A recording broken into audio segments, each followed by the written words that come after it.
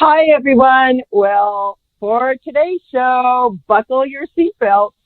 I am so happy to introduce my guest, Ileana, Star Traveler, who will be sharing with you firsthand experiences with regenerative and advanced medical devices off-world. Ileana is a multidimensional star traveler and an extraterrestrial Andromedan Palladian human hybrid who spent 60 years as a secret space program asset for planetary corporation bases on Mars, where she worked as a technician in the cybernetics lab with the amazing, which is my favorite, holographic medical bed.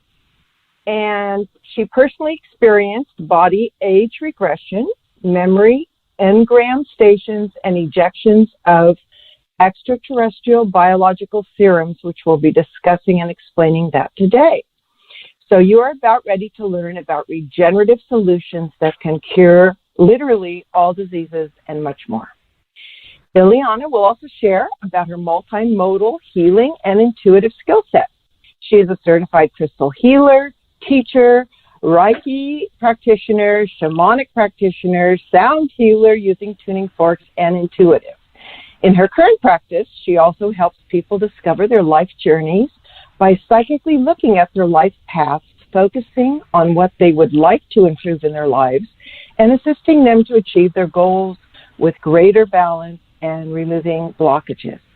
She also specializes in crystal healing using crystal body grids, crystal clearing, crystal wands, and crystal pendulums to clear emotional and physical blockages within the body's chakras or energy centers, as well as bringing the auric energy field around the human body into a state of balance. Ileana first started working with crystals in order to heal herself, and her success with this has inspired her to help heal others and share her knowledge. As a crystal healer teacher, she teaches what specific crystal grid designs you can use in your own home in order to achieve success and good health. And she also offers workshops such as the Healing Crystal Grid Workshop and the Light Magic Manifestation Workshop. So, as well as doing, as if that wasn't enough, she does past life regressions and soul retrieval sessions and are also available. So on Mars, she was also trained, so everyone better be nice to her, in basic Viking class weaponry like laser, phaser, plasma rifles, which are not bullets. And she also has a pilot license, and it goes on and on and on. So, anyway, with that, I welcome you, Ileana, and thank you for being willing to share your vast knowledge. Are you there? Yes, I'm here. Hi. Hello. I'm glad you're on. So let's start today, if you wouldn't mind, with what the term Star Traveler means, and then perhaps share a brief history of your work in the Secret Space Program as an asset, and then we'll move to the holographic medical bed technician work in the lab on Mars, okay? Sure. So basically, what it is to be a star traveler is to be able to remember your past lives, who you were, what you did, who you had been on those past lives, and basically be able to describe those experiences and how they happened, what kind of galactic soul lifetimes you've had in the past, where you've been. So that's what it means basically for me to be a star traveler. That's the best description I can provide. Okay, well that's great. So it's kind of feels like more aware of your full multidimensionality. Would you say that's true? It's a little bit like that. I mean, I've had many different lifetimes, and I've lived in many different places, universes, planets. So I remember as much as I can. I wouldn't say it's completely multi-dimensional that I remember everything, but I remember as much that is important for me in this life. Right, and that's the main thing. Okay, so why don't you just start with, I don't know if such a thing as a brief history of your work in the Secret Space Program as an asset, and then also a holographic medical bed technician working with the cybernetics lab on Mars. So You have the floor, honey. So, what it was to be a SSC asset in the planetary corporations was basically I had been beamed out through the Quantum Leap time travel program, and I had traveled to Mars on the underground Mars bases. Some of them are on the surface. And this was basically, I was aware that the Earth was still there, that this planet is real and created. I was never told that it was destroyed. I knew that I was on Mars to work in the cybernetics labs, and that was to do genetic, basically manipulation to create ET human hybrids, to manipulate DNA, genetics, and to create those types of hybrids. I saw some cloning happening in the regeneration tanks.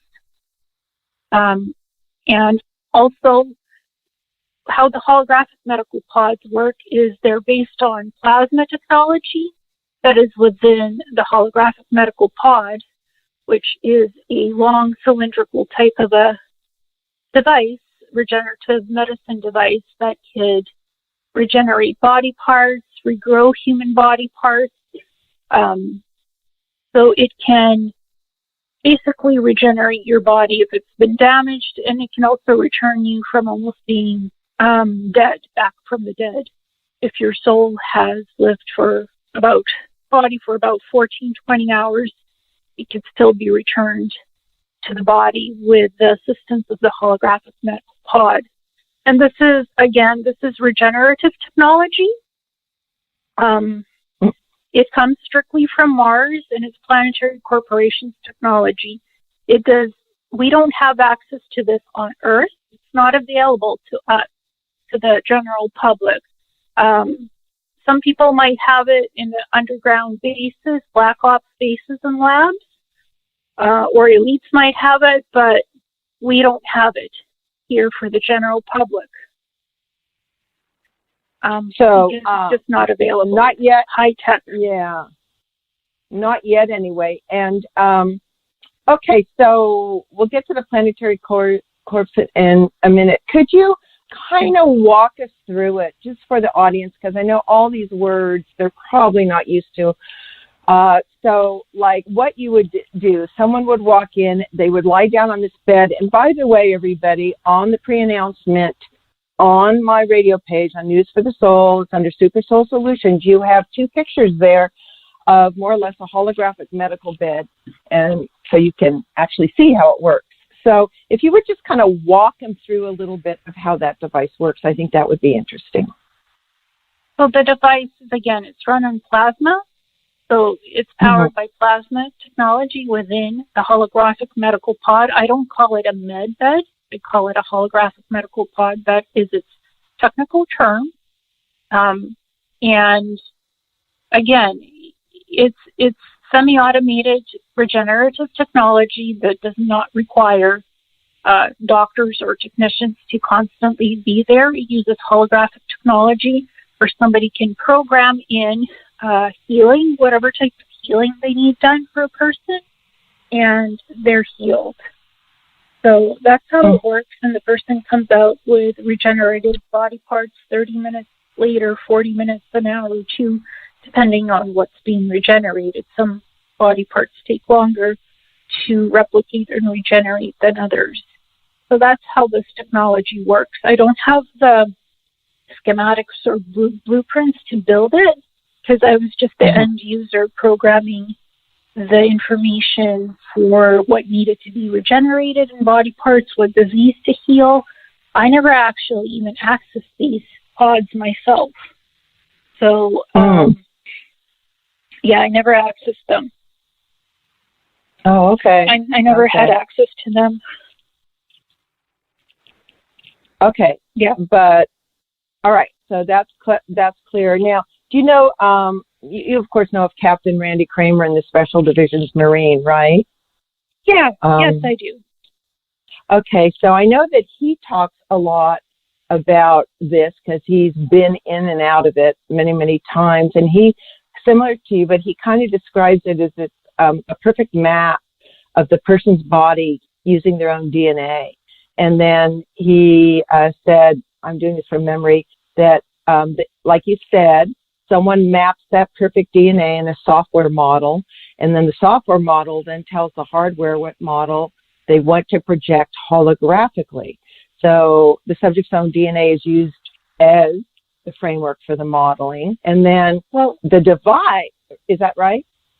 Well, you have to have a really healthy original DNA sample that's been stored on file in the cybernetics labs at the Planetary Corp Mars Bases. So you have to already have a clean genetic blueprint to work with. You can't just take somebody's damaged DNA and just make it a healthy blueprint. That's not how those holographic medical pods work that I was involved in seeing them when they were active. So what they would use to take a sample of your healthy DNA from when you were recruited into the SSB, and they'd store it in the cybernetics lab Mars databases. And if you needed your DNA blueprint healed or restored to its original health, we would have to access what was in the database on files in your medical record and use that healthy blueprint to imprint it onto the holographic medical pod, and then holographically it's generated onto the person. How that works. Oh, that's so cool, and that makes total sense. Does everyone at this point, I mean, they take blood from babies when they're born, isn't there a huge database of everybody's, quote, purest blood, or would you say, or no? Their purest genetic samples are on file. I don't know about blood. I never saw blood samples. I just saw genetic DNA samples. That's what I saw. So those those are accessed. Okay. So I think it's so amazing how fast they can restore. And I know he was talking about, having his arm redone in like less than an hour, even if it looks like hamburger. And so you're using your own DNA. So that was wonderful to have that clarified. And then I guess the cellular tissue itself is encouraged in a way through this advanced extraterrestrial technology, right, to fall. Is it like following the holographic blueprint? Is that what it's doing? The cells? Yeah. Well, the cells in your body, the holographic medical pod is regenerating those damaged cells. If something is no longer viable, it's not regenerating itself organically anymore. The holographic medical pod can regenerate damaged cells. It can do that, of course. Mm-hmm. And then it also does a lot of other things, doesn't it, as well? I mean, I know. Go ahead. Yes, it could be used to alter people's memories, to wipe their memories, reprogram their memories, add something in. It could be used to heal brain damage, something that's neurological, emotional trauma, physical trauma. It could virtually do anything that you program it to do, to heal, to remove diseases, to regenerate body parts. That's what it's designed for. But it can be used for positive purposes or bad purposes, like to wipe somebody's memory or totally reprogram your memory. Mm-hmm. I bet it's used in post-traumatic stress a lot for the soldiers, is it? Yes, it could be used in post-traumatic stress disorder, PTSD, to basically heal the aspects of your brain and emotions that have that medical condition. And then you come out of it not having PTSD anymore, and your memories are just very calm and surface level about those events.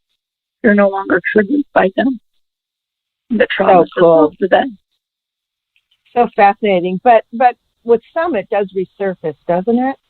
Is there like a point where when you're using these machines or regression, I heard something like it doesn't work for 15% of people, or it doesn't sustain past 40 years of age or anything like that? Have you heard anything about those things? It depends on the person's body, really, how much they're healed and what they've healed. Personally, I don't really know anybody who come out and claimed openly that they were healed by the holographic medical pod, except Randy Kramer for having his limbs regenerated. So I honestly don't know how long it lasts for the healing. I wasn't really there to see the results of how long it lasted, because the soldiers or the SSB assets would just be regenerated and go back into the field. Right. I mean, like, you're regenerated in an hour or 2 hours, or I think at the most 24 hours for doing a complete body, right? And then do they just throw you back into the field immediately, pretty much? Well, they allow you to acclimate for an hour or two after coming out from the pod, and then you do go back to the field if you're perfectly healed, because you don't have any problems anymore. And is this what you were describing? I mean, there's so many things like age regression beds, portable Meditech, biomimetic, all that stuff, but there's something called memory engram stations. Is that what you're talking about? That Well, that's separate from the holographic medical pod. The memory engram stations are used basically for fully removing people's memories or altering them. Those stations cannot be used for anything with healing, to do with healing. They're purely for memory and brain manipulation. That's why they're called memory engram stations. Interesting. Okay, so are those used for post-traumatic stress also? To the memory engram station, do they remove, things that soldiers don't want to remember? I think they could be programmed to do that, yes, but they're mostly used for wiping people's memories or totally manipulating people's memories. Which isn't as great. Yeah. No, not okay. So, well, as we know, energy can be neutral, and it's however we, choose to use it. So I want to remind people that when Secret Space program is FSP, so in this interview we might be saying FSP, so and there's many programs, so know what we're talking about here. So, so these holographic beds, like Randy and you have said, and a couple others. Holographic medical pods. I don't like the word bed. Oh, sorry. Okay, sorry. They're not beds. Okay. Okay. Pods and holographic med pods. Okay. They basically can absolutely, according to Randy, heal cancer fast, heal absolutely any disease, and do lots of things. Regenerate pretty much everything. And then, like you said, which is really fascinating, if you're, quote, what people call dead, but where the soul has left the body, and you said up to, 12 to 20 hours, is that what you said? 14 to 20 hours. That's about, that time. Okay. And then, providing the soul comes back into the body, they would be coming back into a completely regenerated body with their own DNA again. Yes, provided the soul wants to come back, because exactly. The thing you have to ask is, does that soul want to be back in its body after being temporarily dead or semi-dead? Like, it's just pulled back into the body, so there's ethical concerns about that.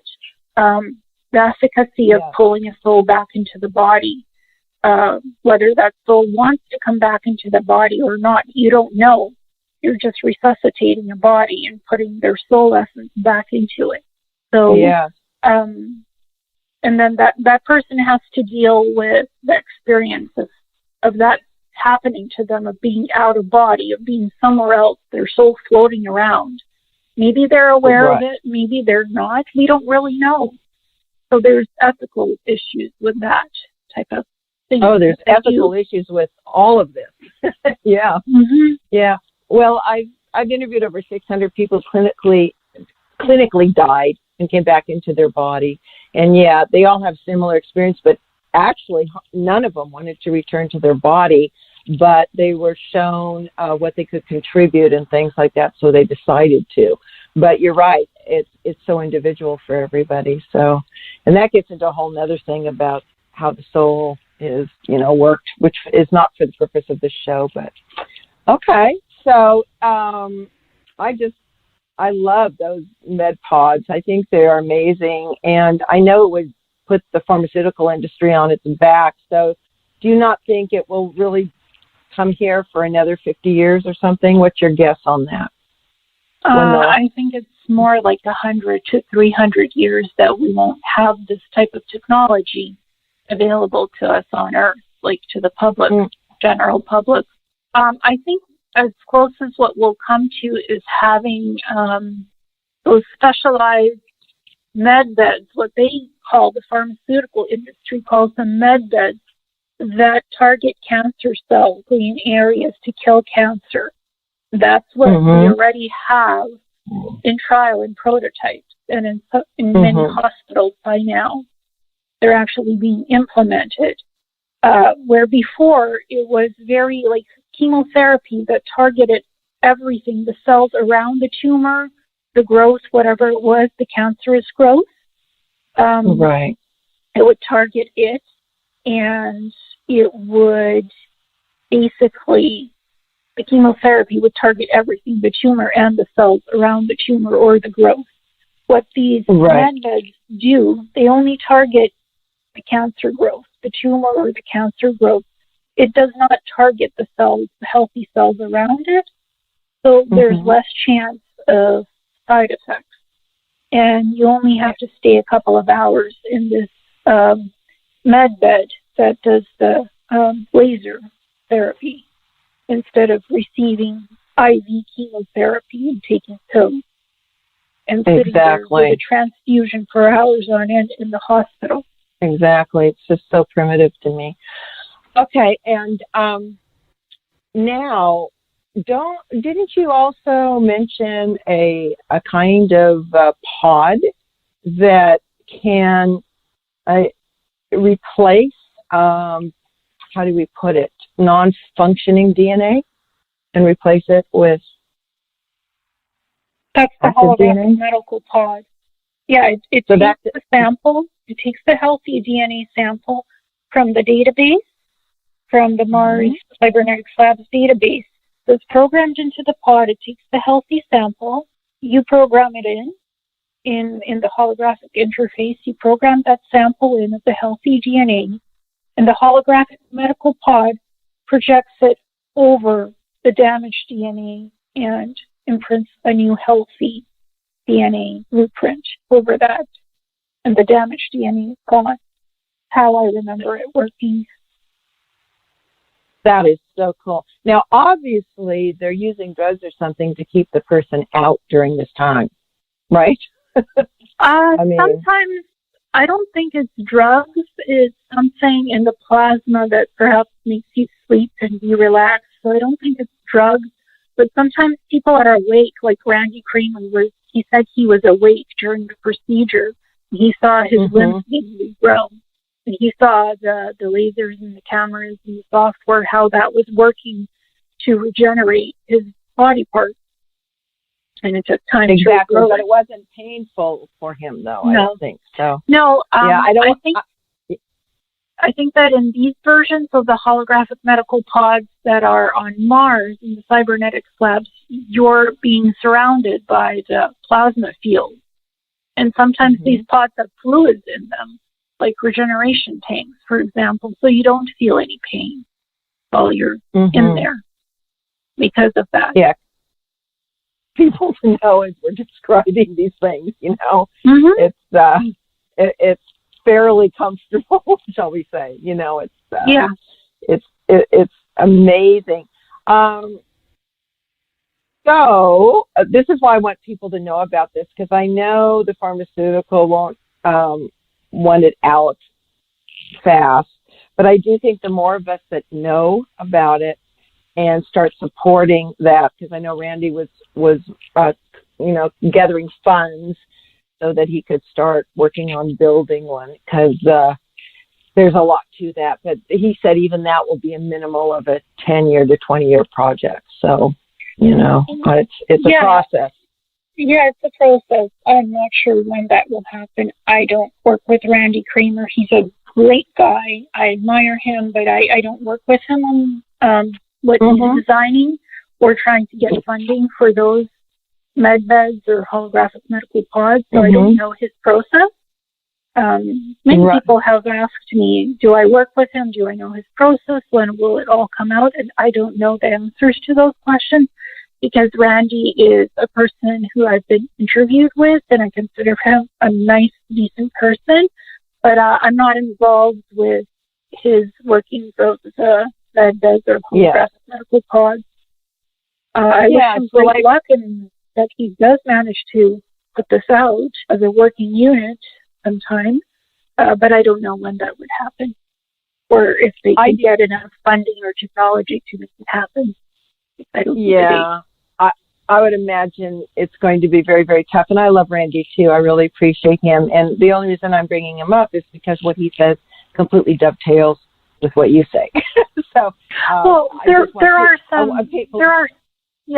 some similarities and differences between the equipment software from what he was using and what I had been put into service, I guess, to maintain the basic.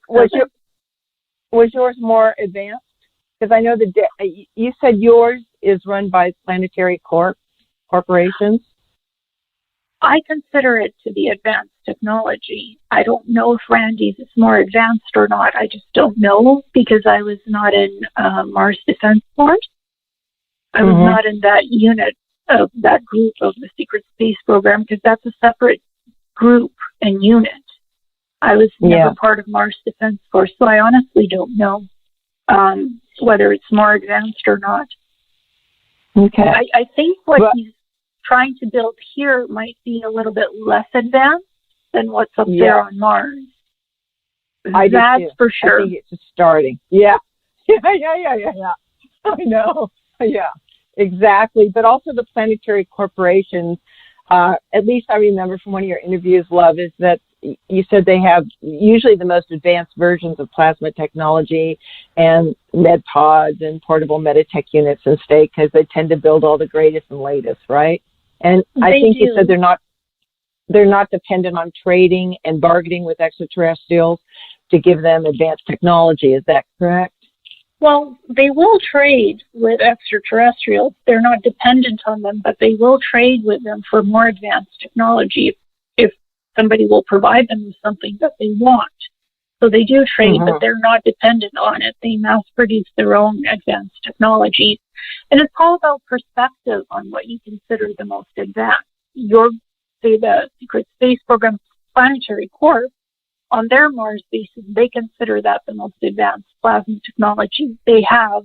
But some other race might have something more advanced than them, some other species of beings. So it's just perspective, I guess, in who thinks what is advanced in their group and their division. Right. For all I know, a couple of doors down, they might be working on something even better, another prototype, another model. I wouldn't know because I'm just given this thing to work with. What's in the lab at the time. And extreme compartmentalization, too. Yeah, exactly. It's all divided. You really don't know what one division works and what the other is doing unless they want you to join in on that project and clue you in. Other than that, you just work on your own sections and your own divisions and just do your own work in those cybernetics labs. It's a very solitary job. Sometimes you work with teams, sometimes you work on your own, depending on the project. Yeah. Okay, and oh my gosh, we could just, there's so much to discuss here. And by the way, everyone, I'm going to have her for part 2 to come back, and we're going to include portal technology and all kinds of things. So it's going to be fascinating. What I might like you to do is I've just like terms explained, and we're using the word plasma, and I'm not sure all of our audience understands what plasma means. So would you mind describing that? But plasma can be plasma fields, like plasma energy. It could be plasma weapons. It could be used in anything. Plasma is just an energy. It could be an energy source to power the holographic medical pods, to power weapons, or it could be can be regenerated plasma. On Mars, they don't need people's blood to collect plasma out of it. They can just replicate it and generate it from the replicator. And it'll be the same biological drug serum, as I call it, human plasma. It'll just be replicated. It's not taken from somebody's blood, not collected from blood. Here on Earth, it is still collected from people's blood. The plasma is separated out of the blood product, the red and the white blood cells. So the plasma is separated out of those white and red blood cells. And it's used, human plasma is used in either intravenous immunoglobulin therapy for those people who are immunodeficient. Their immune systems are ruined. They have neurological conditions. So, and they also use subcutaneous immunoglobulin, SCIG plasma therapy that you can infuse yourself with. If you, again, have immunodeficiency disorders, autoimmune problems, neurological problems. Right. When, Emery Smith talked a lot about that. Yeah, he was talking about stem cell transplant. Stem cell plasma therapy. Plasma therapy is another rejuvenative medicine technology that's both acceptable and acceptable for use on Earth, but on Mars in a higher advanced capacity, because it doesn't have to be collected from blood. It could just be regenerated from the regenerator. And that takes us quickly to, we're not going to have time to go through all the different techs, but the replicators, which I do think is one of the first things they're already going to roll out. I think they're rolling out the 3D already, and the replicators, aren't they? Well, no, they're rolling out 3D printing. That's not a replicator. That's just a 3D printer that can print. It could print, for vets who've lost their arms and legs, it could print prosthetics. They do a far better job than if the prosthetic is handmade. So they use 3D printers for printing prosthetics. They could use it for homes to build shells of homes. They can even use it in the future on the Moon and Mars to build bases, the official NASA bases. And a TED Talk showed. Yeah, TED Talk showed the kidney being replicated. Anything could be replicated, pretty much. I think. Eventually, it could be 3D printed. Eventually, those replicators are not at that stage. I don't think that will be available anytime soon. I look at the reality of what's going on in current reality, and that's how I base on what I see, what's happening. So I don't see that out in current medical field. So I think that's still a ways away. I'm sure we'll get there and it will be done. Eventually, we will be 3D printing organs or somehow replicating organs. But it will come to it. Yeah, they've had TED Talks and some shows on that. Yeah, of a heart and a kidney and things like that. It was pretty interesting, pretty trippy. So, and they tell that on purpose to us, so we'll know what the upcoming future medical technologies are, because they will come to a question of when and how. Exactly. In the future. Yes, and I appreciate your pragmatism too. I'm always like, come on, and it's like, it's not I'm just being like that. Very realistic, and again, I measure everything by what we currently have out in the medical system, out in the world. I don't measure it by what technology is on Mars. I'm measuring what are they talking about coming out in some form in the future of this stuff. When in the future, they don't really say. Sometimes they speculate 5-10 years, and then it happens 30 years down the road. It's hard to tell because it's always in the works. It's always in the trial stages. It's always being planned. It's always being investigated.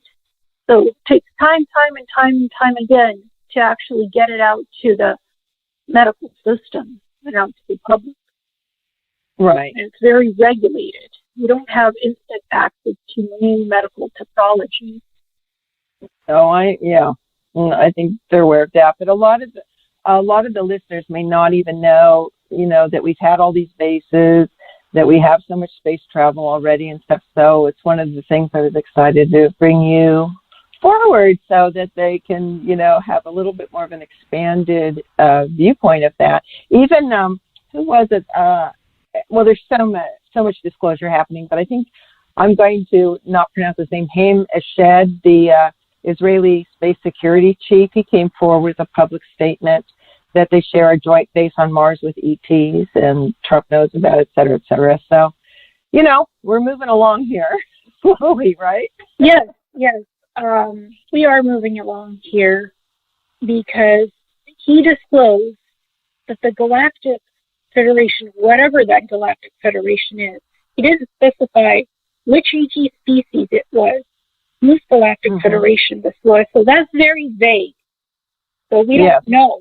And there's the Galactic Federation of Light that some people say is good, some people say it's bad. Some people say archangels are evil. They're archons. They're not to be worked with. Some healers do work with archangels. So, there's two sides to the story. People's belief systems, people's opinions are very strong about things. And you can't change something that somebody believes, honestly. No. They believe in it. But that segues that segues a little bit, Ileana, into... Can we finish the Haim Eshed one, please? Yes. So we don't know which Galactic Federation that the U.S. Government and military is working with on an alleged Mars base that's underground, that they have a joint agreement to work with the ETs, this federation. The preface is he disclosed that there is some type of a Galactic Federation. U.S. military and government are working with extraterrestrials on Mars and in an underground base, and that Israel has known about it for a very long time. So that's the disclosure that Haim Eshed put out in an interview. So it comes from him. Nobody else said it. It comes directly translated from his Hebrew interview to English. And Michael Sala actually checked the interview. So yes, he did. I love it's real. Yeah, absolutely. He's a great researcher. He's wonderful. Okay, well, thank you. Thank you for that clarity. I really appreciate it. I want to have time for you to share your amazing offerings of healing that you do. And I'll name a few for the audience. Sure. Very, she has, I went through on her website a list of 17 types of healings and sessions. Ileana provides Reiki, which is using healing energy of the universe, and crystal healing, past life readings, soul retrieval, sound healing, energy healing and psychic surgery, DNA and health infusions, psychic readings, entity attachment removals, psychic and energy boosts, Akashic record readings, higher self communication, remote viewing and memory retrieval, Oriana time traveling chrononaut report, custom crystal grid designs, and one of my favorites, which I'm going to have you describe, Galactic Soul Reading Report, hypnosis, astral travel, and channeling. The Galactic Soul Reading one is very interesting. Most people want to know the descriptions of the ET beings that they've been, the physical description. Let's focus on what you actually provide in Galactic Soul Reading, for instance, just to give them one example of what you offer, if you would. Okay. Well, the Galactic Soul Reading is a report. It's not an actual session. It's a report. So what you said, that's a report where they send me their questions, and it's from a psychic perspective that I answer their questions of what messages are coming in. So it's purely from my psychic perspective. What I see in their soul field is how I answer their questions, as well as what I see in their soul field of past lives, who their soul was, soul name, higher self name, what they did out in the universe, what kind of work they did, what kind of planet their original soul came from, the name of the planet, their family, stuff like that, what they look like, soul color, vibration, totem animals, sometimes spirit guides. What about your custom crystal grids? Because I know you love working with crystals and are very connected. Yes, and are telepathic with the crystals and all of that. So this is something that you teach people how to have it at their own home to help them. Talk a little bit about that, if you would. Well, that is a course that I offer. What I do is I send them a package with information about what the crystals are that they will need for a certain crystal grid, what the crystals do. Explanation is small explanation of the benefits, the metaphysical and the healing benefits of the crystals, the colors, the crystal grid design itself, because you can use symbols for the grid itself, and you could put that under a glass frame. The glass frame, so it's just glass. So you put the symbol under that, and the symbol could be anything you want. It could be something you personally draw. It could be from the internet. It could be something custom designed. That symbol could be anything. And the purpose is what? The purpose is you can create protection for your home. You can create manifestation for yourself. If you're looking for a job or you need healing, you can use specific crystals for those purposes to program the grid and then connect all the crystals with a crystal point, and it activates the grid to continue doing your manifestation. You can use words of power and put a piece of paper under the grid with your manifestation intention and power the grid to do that programming of what you want to manifest from the etheric, from the above down below to the physical. That sounds fun. And is that like in a webinar? Or like, why don't you share what you offer? And also... I do one-on-one courses right now. So I prefer one-on-one so people get the time to learn the material. When you have a webinar of quite a few people, you might not be able to give them that they need. So I like to do it one-on-one at this time. It's personalized courses in Zoom, one-on-one with people. So it's the person and me teaching the person about the crystals, which ones they should use for the grids, where to buy them, what kind of crystals they need, what those crystals do, and how to assemble the crystal grid and how to work with it, depending on what they want to do with it, what the purpose is. So that's what the course is about. And then I think most people know Akashic. Well, do you want to describe what Akashic records are, reading, just for people? Yeah, I think most know. So everybody has what's either called a book of life in the Akasha. They have their own Akashic record, a book of life or a source of life. I don't like to call it a book of life. I call it a source of life. For all their information about their past lives, current stuff happening in life, future lifetimes, it's all stored in that Akashic record. So I go deeply into that Akashic record, and they need to provide me questions in as much detail as they can that they want answered. I access that Akashic record, and what I psychically see in that record is what I tell them, the information that I saw, the answers to their questions. Again, this is all psychic-based. I purely access soul information from the Akashic record and provide answers to people's questions. And how many of these sessions, or how many of these types of skills, it seems to me they would work on pets and animals as well, or at least psychic readings. Do you do that with people's pets, animals, at all? Not really. I have never had anybody request a psychic reading for a pet or an animal, mostly just for people and humans. Oh, that's interesting. Because I've never had anybody request one before. Oh, because I know, I'm good friends with quite a few amazing animal communicators.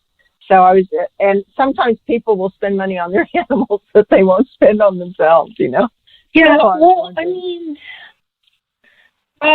I've never had that request. I'm sure it could be done, but I've never had it, so I don't really, I've communicated with my own cat, and I've healed my own cat. I've healed stomach digestion issues, and I could psychically see what's going on with her. And I could talk to raccoons. So it's easy to communicate with those creatures. They're so simplistic, and their needs are so easy to meet. Yeah, and gregarious. Yeah, honestly, they are. They're fantastic. So I love working with healing animals, with creatures that are near my house or my own cat. And people have asked I imagine you're good at it. And, I bet I try. How do they contact you? They can contact me at seekingthetruth.inreality@gmail.com or messages from a Star Traveler, my website. Okay, do the first one because you kind of went in and out on that one. Okay, seeking the truth in reality@gmail.com. Mm-hmm. All right. The second one is messages from a Star Traveler, and that's just the name of my website. All right, that's great. And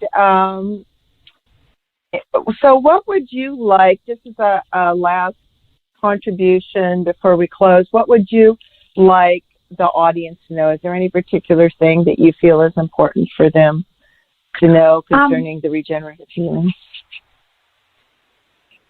Listen carefully to the information being provided by somebody and use your own discernment to whether you understand the info and what's exactly being told to you, because there's a lot of confusion about these things.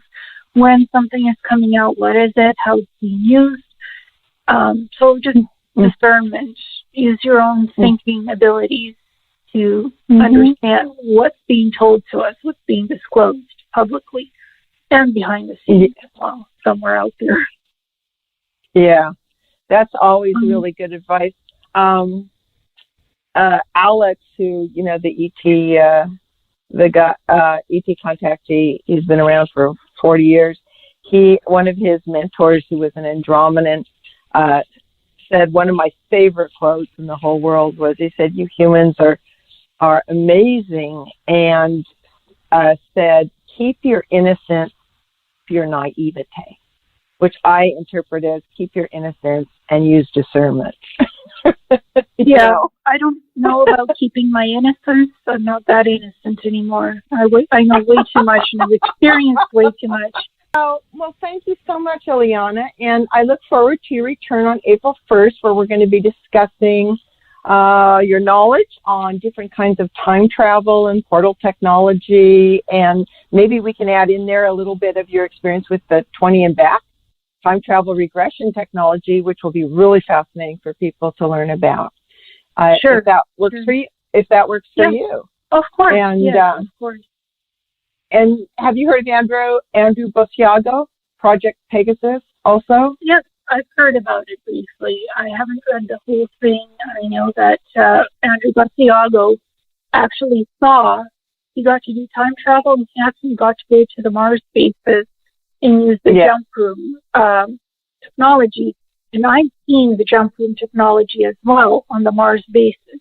That's what they use to portal you in and out to these bases. So you don't have to be really picked up by TR3B or TR6. You're just being beamed out of your house and end up on Mars. Okay, well, we have an SST asset.